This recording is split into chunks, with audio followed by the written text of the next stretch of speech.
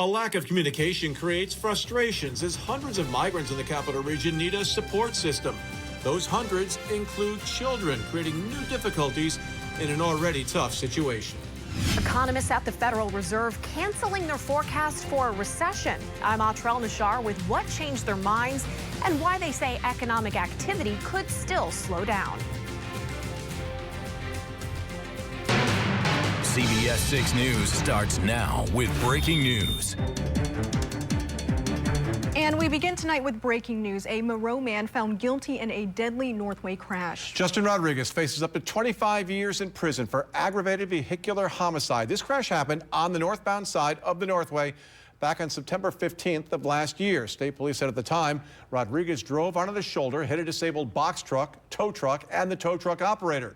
That operator, later identified as Alex Bleichart of Pottersville, died at the scene. Charges also include driving while intoxicated, driving without a license, and violating the state's move-over law. Some shocking details coming out over the course of the trial. Witnesses say Rodriguez was drinking at the Applebee's in Wilton, telling concerned people there that he wasn't afraid to go back to prison. They say he then drove off, hitting curbs in the parking lot and even crashing through a fence at the Hoffman's car wash. Witnesses say he was swerving on the Northway before the fatal crash.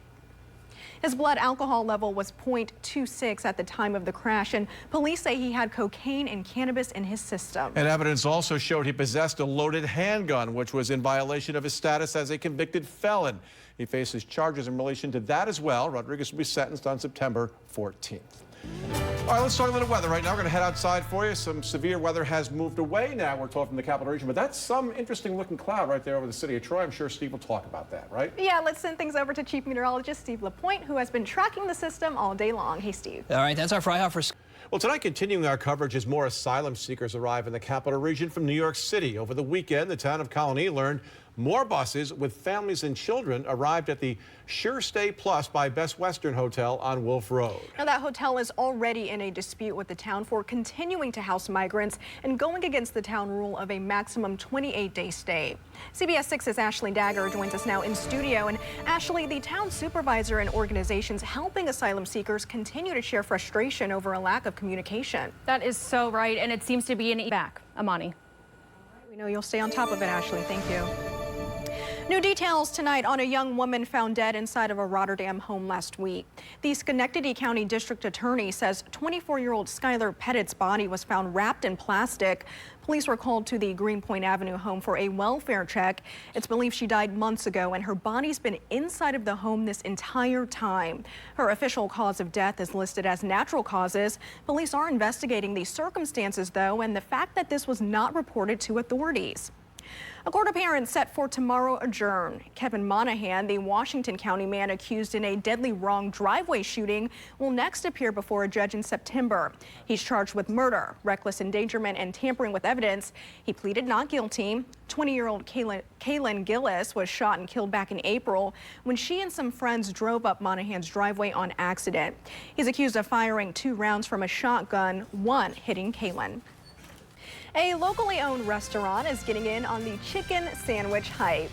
Why not, right? I know, why not? Next, what drew a crowd to Schenectady State Street this morning. A lot of folks there serving up refreshing lemonade for a good cause. How you can help one young girl in her mission to give back. And one local humane society sharing a serious message tonight. I'll have that story all new at 6 with a shocking spike in cases of animal neglect and abuse.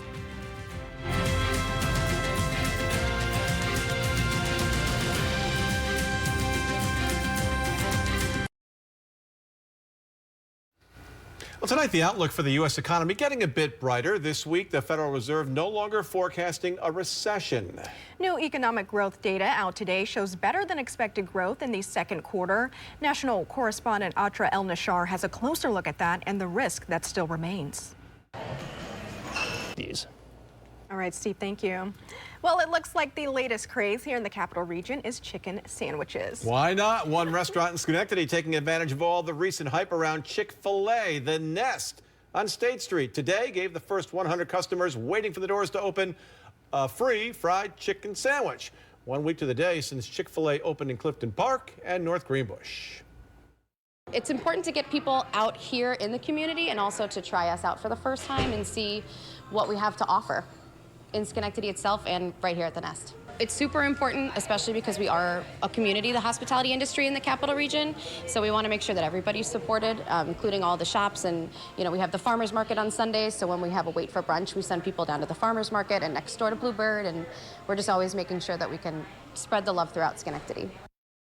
All right, so we're talking about lines. Check out the time-lapse video from this morning, just around 11:30 when the doors opened. The line wrapped around the patio at the nest and looked pretty short by noon. Today's promotion was funded by Jeff Buell of Redburn Development. And I can confirm their chicken sandwich is good, so that line does not surprise me. Yeah, we probably can't wax too poetic about the nest, but it is a really good place and great food there. All right, one Capital Region girls charity lemonade stand has proven successful over the years, raising more than $3,500 for several local charities. This year, she's donating to Operation at Ease and the Double H Ranch. CBS 6 photojournalist Brian Purcell shares her story.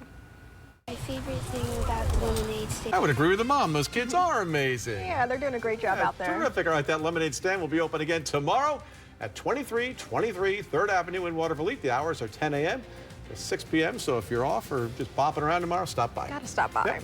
All right, well, coming up in sports, Giants fans, we hear from the man you've all been waiting for. Yeah, his name's Saquon Barkley. He opens up about why he chose to return to the team and play this season.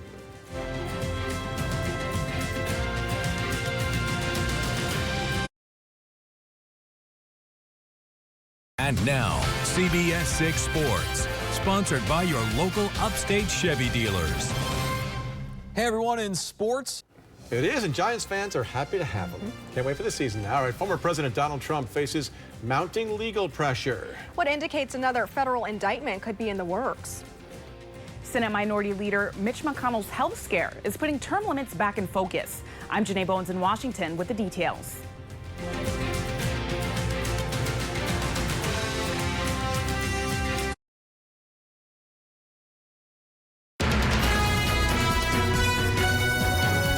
CBS 6 News starts now.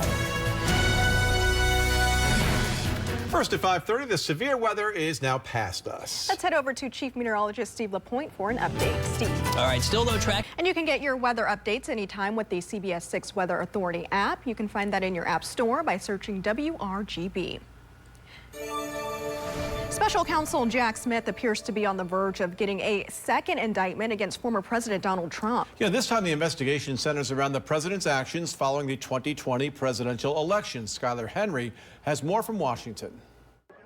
Former President Donald Trump. Democrats on Capitol Hill are reintroducing the Protecting Our Democracy Act. They say now is the time to boost checks and balances of the executive branch. The right answer is for us to codify the measures that shouldn't need codification. The basic ideas that the president should not use the vast power of the federal government for his or her political ends, that the Department of Justice should be independent of politics. The legislation was introduced in 2021. It sought to prevent abuse of presidential pardon power and suspend the statute of limitations for any federal offense committed by a president. This, as new reports show, former President Trump and his allies are preparing to increase, not decrease, presidential powers in 2025 if the former president is elected in 2024. Senate Minority Leader Mitch McConnell's health scare is raising questions about how old is too old when it comes to serving in Congress. His aides say the leader was feeling lightheaded. National correspondent Janae Bowens has more on a renewed push for term limits.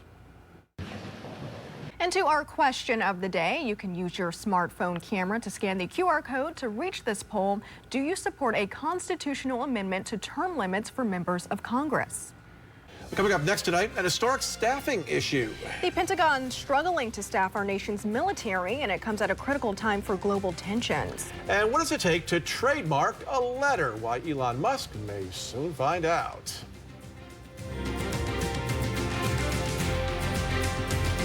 Through Tuesday, then near slightly above 80 for Wednesday and Thursday. Is the word hot on fire there in his graphic? I think it that's was. Just how hot it's going to be. Yes.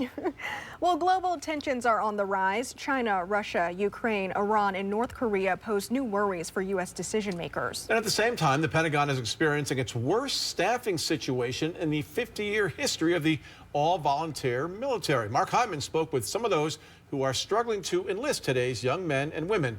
This is in tonight's Inside Your World Investigates. As we compete with the lowest Mark Hyman in Fort Knox, Kentucky.